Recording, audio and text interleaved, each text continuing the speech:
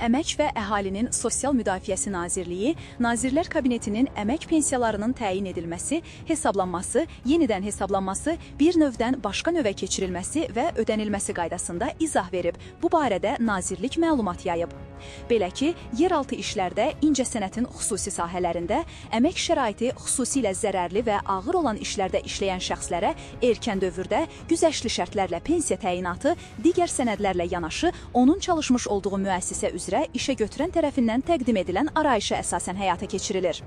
Yeni dəyişikliyə əsasən, əgər müəssisənin artıq fəaliyyət göstərməməsi səbəbindən həmin arayışın təqdim edilməsi mümkün olmadıqda, şəxsin işləmiş olduğu peşənin Nazirlər Kabinetinin təsdiq etdiyi güzəştli şərtlərlə yaşa görə əmək pensiyası hüququ verən istehsalatların, peşələrin, vəzifələrin və göstəricilərin siyahısına uyğun olması əsasında onun müvafiq iş dövrü güzəştli iş stajına daxil ediləcək və erkən pensiya hüququ qazanacaq.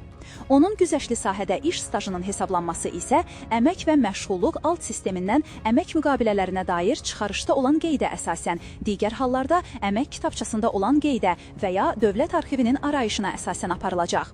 Həmçinin yeni qərarla qulluq əlavəsi alan və işləməyə davam edən şəxsin əmək pensiyası hesablanarkən əmək haqqı və ya pensiya kapitalı əsasında hesablanan pensiya məbləğlərindən hansı yüksək olarsa, vətəndaşa həmin məbləğ təyin olunacaq.